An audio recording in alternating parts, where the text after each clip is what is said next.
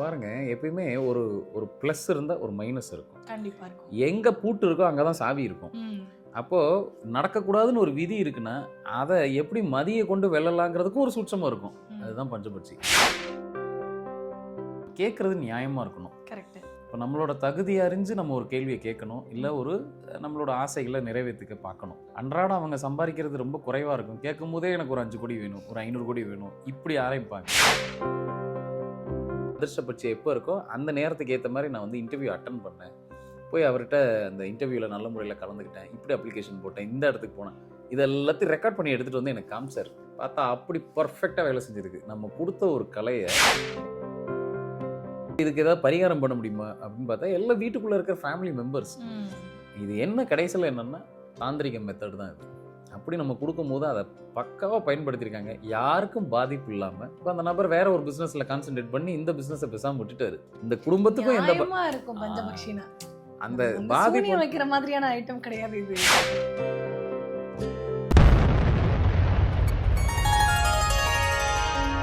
Sri மகாஸ் infinity நேயர்களுக்கு நர்மதாவின் அன்பான வணக்கம். நம்மளுடைய சேனல்ல தொடர்ந்து பல்வேறு விதமான ஆன்மீக தகவல்கள் பார்த்துட்டு இருக்கோம். அந்த வகையில இன்னைக்கு நம்ம பார்க்க போற இந்த ஒரு பதிவுல பஞ்சபக்ஷி பக்திய அடுத்த வகுப்பு எங்க நடக்க போகுது அப்படின்றத பத்தின விரிவான விளக்கத்தை தான் பார்க்க போறோம். அதை பத்தின விஷயங்களை நம்ம கூட பகிர்ந்துக்கிறதுக்காக நம்ம கூட இன்னைக்கு பிரசன்ன ஜோதிடர் ஆஸ்ட்ரோ நியூமராலஜிஸ்ட் டாக்டர் மகாஸ் ராஜா அவர்கள் அணிஞ்சிருக்கிறாங்க. வணக்கம் சார். வணக்கம்மா. சார், பெங்களூர் கிளாஸ்க்கு பிறகு வந்து நிறைய பேர் நம்மளுடைய சேனல்லையும் சரி, பர்சனலாக கால் பண்ணியும் சரி கேட்ட விஷயம் வந்து பஞ்சபக்ஷியோட அடுத்த கிளாஸ் எப்போ கொடுக்க போகிறீங்க, அடுத்த கிளாஸ் எப்போ கொடுக்க போகிறீங்க. ஏன்னா நம்ம அந்த கிளாஸ் கொடுக்கும் பொழுதே வந்துட்டு இந்த ரகசியம் வந்து நிறைய பேருக்கு அறியப்படாத ஒரு விஷயமா இருந்தது.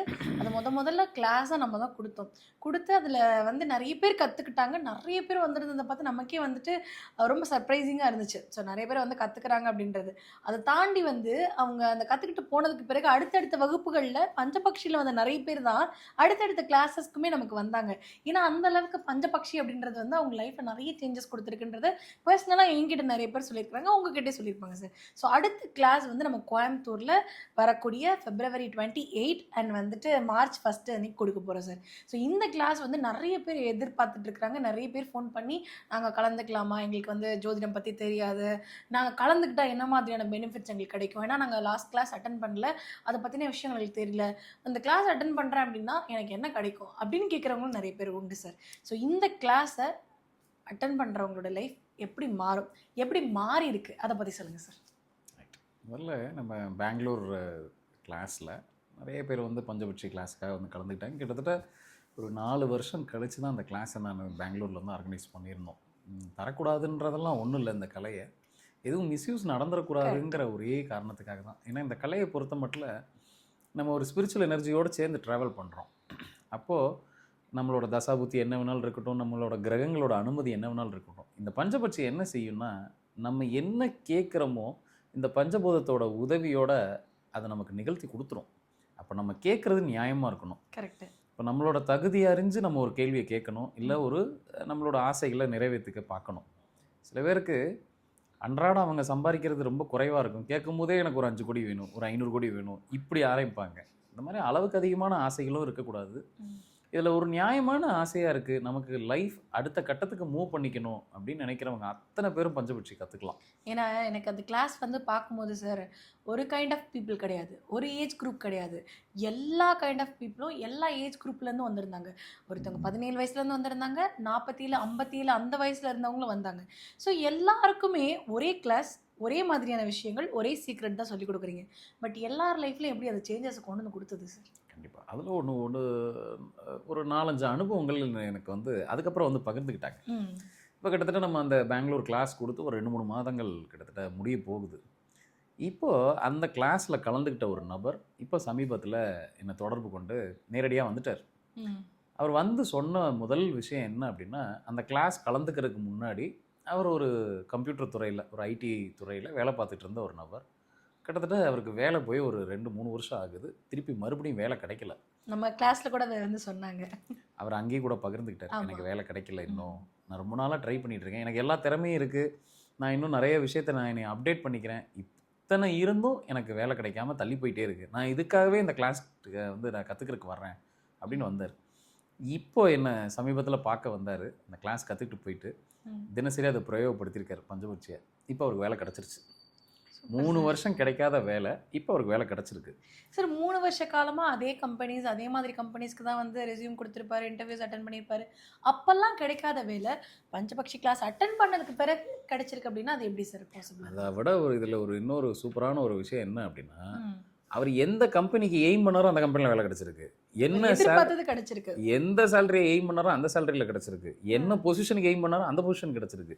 ஒருத்தருக்கு ஒரு த்ரோவில் இருக்கும்போது, இப்போ ஏற்கனவே ஒரு வேலையில் இருக்காரு, ஒரு வேலையை விட்டு இன்னொரு வேலைக்கு போகும்போது அந்த கண்டினியூட்டி இருக்கும்.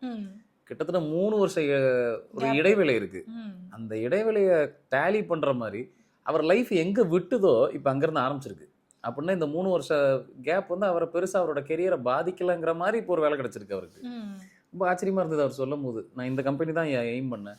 அதை விட அவர் என்னென்னா எல்லாத்தையும் ரெக்கார்டிக்கலாக எனக்கு எடுத்துகிட்டு வந்து காமிச்சார். ஒரு நாளைக்கு எத்தனை முறை பஞ்சபட்சியை ப்ராக்டிஸ் பண்ணார், எந்தெந்த நேரங்களில் அதை ப்ராக்டிஸ் பண்ணார், எப்படி நான் சொல்லி கொடுத்த மாதிரியே அதை இயக்குனார், அதை எல்லாத்தையும் ரெக்கார்ட் பண்ணி எடுத்துகிட்டு வந்து எனக்கு இந்த மாதிரி டயத்தில் நான் வந்து நீங்கள் சொன்ன மாதிரி அந்த ஒரு குறிப்பிட்ட பட்சி நேரத்தில் நான் போய் அப்ளிகேஷன் போட்டேன். எனக்கு குறிப்பிட்ட அந்த அதிர்ஷ்ட பட்சி எப்போ இருக்கோ அந்த நேரத்துக்கு ஏற்ற மாதிரி நான் வந்து இன்டர்வியூ அட்டன் பண்ணேன். போய் அவர்கிட்ட அந்த இன்டர்வியூவில் நல்ல முறையில் கலந்துக்கிட்டேன், இப்படி அப்ளிகேஷன் போட்டேன், இந்த இடத்துக்கு போனேன், இது எல்லாத்தையும் ரெக்கார்ட் பண்ணி எடுத்துகிட்டு வந்து எனக்கு காமிச்சார். ரெக்கார்ட்னா நான் சொல்கிறது ஒரு நோட் புக்கில் போட்டு எழுதிட்டு வந்திருக்காரு. அவ்வளோத்தையும் பார்த்தா அப்படி பர்ஃபெக்டாக வேலை செஞ்சுருக்கு. நம்ம கொடுத்த ஒரு கலையை எவ்வளோக்களவு அவர் உள்வாங்கிட்டு அதை பிரதிபலித்து அதை ப்ராக்டிஸ் நடைமுறைக்கு கொண்டு வந்து இன்றைக்கி லைஃப்பில் அவருக்கு என்ன வேண்டுனாரோ, எதை பற்றி ரொம்ப கவலைப்பட்டுட்டு இருந்தாரோ. ஏன்னா ஒரு ஒரு ஜென்ஸுக்கு வந்து ஒரு வீட்டில் வேலை இல்லை அப்படின்னா அந்த வீட்டோட பொருளாதாரம் நிச்சயமாக ஷேக் ஆயிரும். கண்டிப்பாக சார். முதல்ல அவர் மரியாதை போயிடும். இந்த மாதிரி நிறைய விஷயங்கள் இருக்குது. அது எல்லாத்தையும் ஓவர் கம் பண்ணுற மாதிரி அவரை தான் சொன்னார். நான் பண்ணாத பரிகாரம் இல்லை, நான் போகாத கோயில் இல்லை, அங்கே எங்கே எல்லாம் போயிட்டு வந்துட்டேன். ஆனால் எதுக்குமே எனக்கு அசைஞ்சு கொடுக்காத ஒரு விஷயம் இந்த பஞ்சபட்சியை கற்றுக்கிட்டு இப்போ இதில் என்னென்னா நான் ஒன்றும் அவருக்கு கூடவே உட்காந்து எதுவும் பண்ணலை. அவருக்கு ஒரு விஷயத்த சொல்லி கொடுத்துட்டேன், ஒரு கலையை செல்ஃபாக உட்காந்து வீட்டில் உட்காந்து ப்ராக்டிஸ் பண்ணது மூலமாக நான் சொல்லிட்டேன், உங்கள் எஃபர்ட்ஸையும் போட்டுக்கிட்டே வாங்க. இப்போ அந்த இன்டர்வியூக்கு அட்டன் பண்ணுறதையும் அதை அந்த கரெக்டான டயத்தில் இயக்குனர் பாருங்க, வேலை கிடச்சிருச்சு. ஸோ இது வந்து இந்த கிளாஸுக்கு கிடைச்ச வெற்றி. கண்டிப்பாக சார். இது இந்த கலைக்கு கிடைச்ச ஒரு வெற்றி. அப்போது இதெல்லாம் என்ன தான் பாரம்பரியமான ஒரு கலைகளாக இருந்தாலும், சித்தர்கள் கொடுத்துட்டு போன கலைகளாக இருந்தாலும், நம்ம இன்றைக்கி ப்ராக்டிக்கலாக நம்மளோட தேவையான ஆசைகளுக்கு இல்லை நம்மளோட தேவையான விஷயங்களுக்கு உண்மையிலே அவரோட தசாபுத்தி எடுத்து பார்த்தா அவருக்கு வேலை போகணும்னு இருக்குது. இன்னும் அவருக்கு வேலை கிடைக்கிற மாதிரியான தசாபுத்திகள் இல்லை. அதை ஹாரோஸ்கோப்பை கால்குலேட் பண்ணி பார்த்தோம்னா இல்லை. அதை மீறி இந்த விதி அவருக்கு ப்ளஸ் பண்ணியிருக்கு அப்படின்னா அந்த பஞ்சபட்சி என்ன பண்ணிருச்சுன்னா அந்த விதி அப்படி லைட்டாக அப்படி மாற்றி விட்டுருக்கு. எப்படி சார் கிரகங்கள் எழுதப்பட்ட ஒரு விதி மாற்ற முடியாது அப்படின்றப்போ பஞ்சபக்ஷியால் மட்டும் அது எப்படி பாசிபிளாக இருந்தது சார்? இங்கே பாருங்கள், எப்பயுமே ஒரு ப்ளஸ் இருந்தால் ஒரு மைனஸ் இருக்கும். கண்டிப்பாக இருக்கும். எங்கே பூட்டு இருக்கோ அங்கே தான் சாவி இருக்கும். அப்போது நடக்கக்கூடாதுன்னு ஒரு விதி இருக்குன்னா அதை எப்படி மதியை கொண்டு வெல்லலாங்கிறதுக்கும் ஒரு சூட்சமாக இருக்கும். அதுதான் பஞ்சபட்சி. அதை நம்ம இத்தனை நாள் தெரிஞ்சுக்கல. இப்போது எனக்கு என்னோடய குருமார்கள் கொடுத்தாங்க. அப்படியே குரு பரம்பரையில் வந்து இன்றைக்கி நான் அதை பக்குவப்படுத்தி பயன்படுத்திக்கிட்டே வரேன். ரைட் பர்சனுக்கு யாருக்கு போய் சேரணுமோ, யாருக்கு அந்த விதி இருக்கோ, யாருக்கு கற்றுக்கணுன்னு அவங்க உண்மையிலே அவர் ஆத்மார்த்தமாக வந்து கிளாஸில் வரப்போ அவ்வளோ ஆத்மார்த்தமாக வந்து அந்த கலையை கற்றுக்கிட்டாரு. ஏன்னா நான் ஒரு கிளாஸில் கற்றுக்கும் போதே அந்த கிளாஸில் வந்து அத்தனை பேருமே ரொம்ப ஆத்மார்த்தமாக இருந்தாங்க. அதனால தான் அந்த கலையை மேற்கொண்டு அதை அவங்களால பிரயோகப்படுத்த முடிஞ்சது. கண்டிப்பாக. ஏன்னா ஒரு கிளாஸில் நானும் இருந்து படித்ததுனால ஒரு சத்தம் இல்லை. நான் சொன்ன மாதிரி வந்து எல்லா ஏஜ் குரூப் இருக்கிறாங்க. ஒரு சலசலப்பு நீங்கள் பிரேக்குன்னு சொல்லும்பொழுது மட்டும்தான் அங்கே இருக்கிற க்ரௌடே எழுந்து நகர்ந்தாங்க. அந்த அளவுக்கு ஒரு கலையை இன்ட்ரெஸ்டிங்காக கற்றுக்க முடியுமா? ஏன்னா வந்து சித்தர்கள் கொடுத்துட்டு போயிட்டாங்க, அதுக்குள்ளே விஷயங்கள்லாம் இருக்குது, அவங்க வந்து துயில்ன்றாங்க, சாவுன்றாங்க, அப்படின்றாங்க, அப்படின்னு நிறைய குழப்பங்கள் இருந்திருக்கலாம். பட் எல்லாருக்கும் ஒரு படித்த பொண்ணாக இருக்கட்டும், இல்லை வந்து படிக்காத ஒரு வயசானவங்களாக இருக்கட்டும், எல்லாருக்கும் ரொம்ப ஈஸியாக புரிகிற மாதிரி எப்படி சார் கற்றுக் கொடுத்தீங்க? எனக்கே ரொம்ப ஆச்சரியமாக இருந்தது. அது காரணம் என்னென்னா உள்ளேருந்து நம்ம ஆத்மார்த்தமாக ஒரு கலையை உங்களுக்கு கடத்தணும்னு நினைக்கிறேன். நான் அப்படி எதையும் மறைக்காமல் உங்களுக்கு கடத்தணும்னு நினைக்கும் போது அது ஆத்மார்த்தமாக தான் இருக்கும். அவர் இன்னும் ஒரு வார்த்தையும் சேர்த்து சொன்னார், இதை எப்படி ப்ராக்டிஸ் பண்ணீங்க என்ன அப்படின்னு நான் அவர்கிட்ட கேட்டேன். எப்படி டெய்லி உட்காந்து இந்த கான்சன்ட்ரேஷன் தவறாமல் எப்படி ப்ராக்டிஸ் பண்ணீங்க? இல்லை நீங்கள் கிளாஸில் கொடுத்தது எனக்கு தினசரி நான் ப்ராக்டிஸ் பண்ணும்போது நீங்கள் என் காதுக்குள்ளே உட்காந்து பேசுகிற மாதிரியே இருக்குய்யா அப்படின்னாரு. எனக்கு அப்படி தான் ஃபீல் ஆச்சு. நீங்கள் எப்படி கொடுத்தீங்களோ அதை அப்படியே பிரயோகப்படுத்தினேன், ஒரு இடத்துல கூட நான் அதை டிவைட் பண்ணல அப்படின்னாரு. சொன்னால் வாழ்த்துக்கள். ஏன்னா எதை அவர் ரொம்ப எதிர்பார்த்து உட்காந்துருந்தாரோ, அந்த ஃபேமிலியே அதை எதிர்பார்த்துட்டு இருந்ததோ அதை இன்றைக்கி அவருக்கு கிடச்சிருச்சு. அதுக்கு உள்ளபடியே என்னென்னா அந்த கலைக்கு தான் அது கிடைச்ச வெற்றி. ரைட், இது ஒரு அனுபவம். இன்னொரு அனுபவம் என்னன்னா, அந்த கிளாஸில் ஒரு ஒரு ஒரு லீடிங் ஒரு நிறுவனம், அவங்க வந்து ஒரு பெரிய பிராண்டு. அவங்களுக்கு என்ன ஒரு அவங்களோட இன்டர்னலாக என்ன நடக்குது அப்படின்னா, அந்த பிராண்டே அவங்களுக்குள்ள ஒரு அவங்க ஃபேமிலிக்குள்ளே ஏற்பட்ட ஒரு சில விஷயங்கள்னால, மாற்றத்தினால அந்த பிராண்டை அவங்களுக்குள்ளேயே பிரிச்சுக்கிட்டாங்க. ஒரு பார்ட்டிஷன் மாதிரி பண்ணிக்கிட்டாங்க.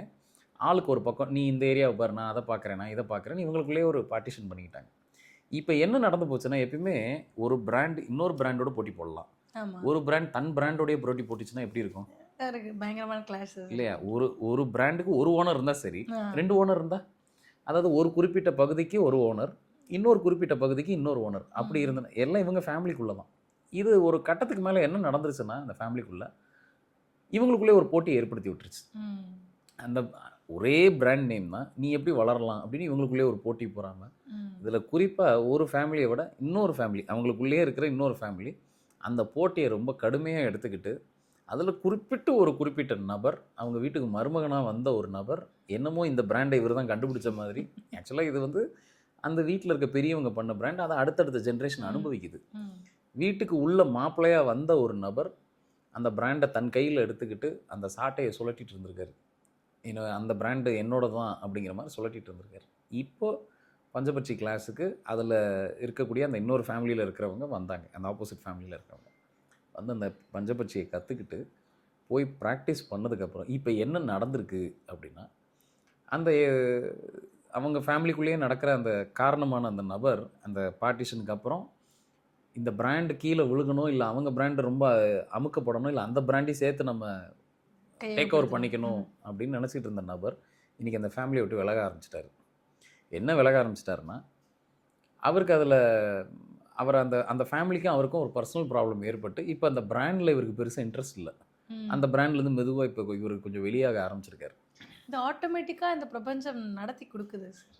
இங்கே பாருங்கள், ஒரு விஷயம் அங்கே வந்து நியாயம் இருக்குது இல்லையா? அந்த இடத்துல ஒரு சத்தியம் இருக்குது. அவங்க எதுவும் தப்பு பண்ணலை. இது தேவையில்லாத ஒரு தொந்தரவு தானே உள்ளுக்குள்ளேயே. இப்போ போட்டிங்கிறது வெளியிலேருந்து இருக்கலாம், ஒரு பிராண்டுக்கும் இன்னொரு பிராண்டுக்கும் ஒரு போட்டி இருக்கலாம். ஆனால் வீட்டுக்குள்ளேயே போட்டி இருந்ததுன்னா எப்படி அது ஒரு ஆரோக்கியமாக இருக்காது இல்லையா? அது தன்னைத்தானே அது ஒரு நாள் அதை பாதிப்படைய செய்யும். இன்னொன்று, எப்பயுமே இவங்களுக்குள்ள 2 பட்டுருச்சுன்னா வெளியில் இருக்கவங்களுக்கு ரொம்ப கொண்டாட்டம்னு ஒரு வார்த்தையே இருக்குது இல்லையா? ஸோ அதுக்கு இது வழிவகுத்து கொடுத்துருச்சு. அது அவங்களுக்கு புரியல. இப்போ பஞ்சபட்சி அவங்க கற்றுக்கிட்டதுக்கப்புறம், பெங்களூர் கிளாஸுக்கு வந்து கற்றுக்கிட்டதுக்கப்புறம் ஒன்றும் இல்லை, யாரையும் போய் அவங்க திட்டலை, யாரையும் போயிட்டு அவங்க எந்த வாக்குவாதமும் பண்ணல, ஃபேமிலிக்குள்ளே எதுவுமே நடக்கலை. இவங்களோட அந்த பஞ்சபட்சி பிரயோகம் என்ன பண்ணிருச்சுன்னா, எது நியாயமாக இருக்கணுமோ அது அவங்க கையில் கொண்டு வந்து கையில் சேர்த்துருச்சு. இப்போ அந்த நபர் யார் ப்ராப்ளம் பண்ணிட்டு இருந்தாரோ அவரை மெதுவாக அந்த ஃபேமிலியிலேருந்து வெளியேற்றிருச்சு. வெளியேற்றிட்டு இப்போ என்னென்னா, அந்த ஃபேமிலியே அவர்கிட்ட இந்த பிஸ்னஸை கொடுக்குற ஐடியாலே இல்லை. மெதுவாக வெளியேற்றிருச்சு. அந்த சூழ்நிலை அந்த மாதிரி செஞ்சு கொடுத்துருச்சு. சரி, இதெல்லாம் எப்படி வருஷக்கணக்கில் ஆகணும்ல, எல்லாம் ஒரு மாதக்கணக்கில், ஒரு 2 months, ஒரு 1 or 2 months இந்த கேப் பீரியடில் மாதிரி நடந்திருக்கு. இப்படி இருந்த விஷயத்தை, இந்த தோசையை பிரட்டின மாதிரி இப்படி இருந்த விஷயத்தை இப்படி பிரட்டிருச்சு. அப்போ இது இவ்வளோ பவர்ஃபுல்லாக வேலை பார்க்குமா அப்படின்னா, நம்ம எப்படி அதை கற்றுக்கிறோம், யார்கிட்ட கற்றுக்குறோம், எப்படி நம்ம அதை பிரயோகப்படுத்துகிறோம், நம்ம எப்படி உள்வாங்கிக்கிறோம், இதெல்லாம் பொறுத்து தான் அந்த கலை அமைய போகுது. இப்படி ஒரு விஷயத்தை கூட அதால் சாதிச்சு கொடுக்க முடியுங்கிறது தான் இங்கே நான் சொல்ல வர்றது. இது எனக்கு கொஞ்சம் ரொம்ப நெகிழ்ச்சியாக இருந்தது. இந்த மாதிரி அனுபவம்லாம் கேட்கும்போது எப்படி இவ்வளோ ஃபாஸ்ட்டாக ஒரு விஷயத்தை நடத்திருக்குமா? ஏன்னா அங்கே பெரும் பணம் இன்வால்வ் ஆயிருக்கு. இப்படி ஒரு விஷயம் வீட்டுக்குள்ளே நடக்குதுன்னு அவங்க யார்கிட்ட போய் சொல்ல முடியும்? இல்லை இதுக்கு ஏதாவது பரிகாரம் பண்ண முடியுமா அப்படின்னு பார்த்தா எல்லாம் வீட்டுக்குள்ளே இருக்கிற ஃபேமிலி மெம்பர்ஸ். இது என்ன கடைசியில் என்னென்னா தாந்திரிக மெத்தட் தான் இது. அப்படி நம்ம கொடுக்கும்போது அதை பக்காவாக பயன்படுத்தியிருக்காங்க, யாருக்கும் பாதிப்பு இல்லாமல். இப்போ அந்த நபர் வேறு ஒரு பிஸ்னஸில் கான்சென்ட்ரேட் பண்ணி இந்த பிஸ்னஸை பேசாமல் விட்டுட்டாரு. அவர் வேறு பக்கம் ஒரு பிஸ்னஸை பார்க்குறாரு. இப்போனா என்ன, அவருக்கும் பாதிப்பு இல்லாமல் இந்த குடும்பத்துக்கும் எந்த இருக்கும் பஞ்சபக்ஷினா அந்த பாதிப்பு வைக்கிற மாதிரியான ஐட்டம் கிடையாது. இது வந்து நியாயம் எந்த பக்கம் இருக்கோ அது இங்கே இல்லை, அது எங்ககிட்ட இல்லை. ஸோ இப்படி சில விஷயத்தை நம்ம இது எப்படின்னா, நமக்கு என்ன தேவையோ நமக்கு ஏற்ற மாதிரி அதை நம்ம பிரயோகப்படுத்திக்கிறோம், அவ்வளோதான். இது ஒரு அஸ்திரம், நம்ம கையில் இருக்க ஆயுதம் மாதிரி. இப்படி ஒரு ஆயுதத்தை நம்ம கையில் வச்சிருக்கும் போது நமக்கு ஒரு யானை பலம் நம்மக்கிட்ட இருக்கும் கண்டிப்பாக. ஸோ அப்போது நான் வெறும் ஜாதகம் மட்டும் நான் பார்த்துக்கிறேன், எனக்கு இதுவே போதும் அப்படின்னு நினச்சிக்கிட்டோம்னா, இன்றைக்கி இருக்கிற பெரிய விஷயம் என்னென்னா, நிறைய சொல்கிற பலன்கள் மக்களுக்கு மாற்றி மாற்றி நடக்குது. காரணம் நம்ம மக்களோட பிஹேவியர் மாதிரி இருக்குது, அவங்களோட மனப்போக்கு மாதிரி இருக்குது, நம்ம கர்மா ரொம்ப ஸ்ட்ராங்காக இருக்குது. அப்படின்றப்போ வெறும் ஒரு முன்னெல்லாம் சின்ன பிரார்த்தனைகளே நிறைய விஷயத்தை நகர்த்தி கொடுத்துரும். இன்னைக்கு அப்படியான பக்திமான்களும் குறைஞ்சு போயிட்டாங்க. ம். அப்போ நமக்கு ஏதோ ஒரு கலை நமக்கு தேவைப்படுது. ஏன்னா இன்னைக்கு ஒரு போட்டி உலகத்தில் நம்ம வாழ்ந்துகிட்டு இருக்கோம். அப்படின்றப்போ இந்த மாதிரி ஒரு பெரிய கலையை, ஒரு மாபெரும் கலையை நம்ம கையில் வச்சிருக்கும் போது இவ்வளோ பெரிய விஷயத்தை நகர்த்த முடியும். நமக்கு இருக்கிற சின்ன சின்ன விஷயங்களை நகர்த்த முடியாதா என்ன? கண்டிப்பா சார். நம்மலாம் வந்து வாழ்க்கையில வந்து எந்த பிரச்சனையும் இல்லன்னா, எதையாவது ஒண்ணு நெனச்சு, இது பிரச்சனையா இருக்கும்னு ஃபீல் பண்ற மாதிரியான நாட்கள் இருக்கும் பொழுது, எவ்ளோ பெரிய பிரச்சனை வந்தாலும் பஞ்சபக்ஷியால ஈஸியா சால்வ் பண்ண முடியும் அப்படின்றப்போ, அது பயங்கரமான ஒரு வரப்பிரசாதமா தான் சார் கிளாஸ்க்கு வந்து நாங்க எல்லாருமே பார்க்குறோம். செப்பரேட் ஆகுற கண்டிஷன்ல இருக்கிறவங்க, செப்பரேட் ஆன சிங்கிள் மாம்ஸ் இந்த மாதிரி நெறைய பேர் வந்ததையும் நான் பார்த்தேன் சார். அதுலயும் வந்து அவங்கள்ல சில பேர் இப்ப சொன்ன ஒரு விஷயம் வந்து, பிசினஸ், பணம் இதெல்லாம் தாண்டி மனசு சார்ந்த ஒரு விஷயம் சார். மனசு நிம்மதி குடுத்தது அப்டின்னாலே, மத்த எல்லா விஷயங்களும் நம்ம கிட்டயே இருக்கும் சார். அப்படி ஒரு விஷயத்தையுமே இந்த பஞ்சபக்ஷி குடுத்திருக்கு. அத பத்தி எங்களுக்கு சொல்லுங்க சார்.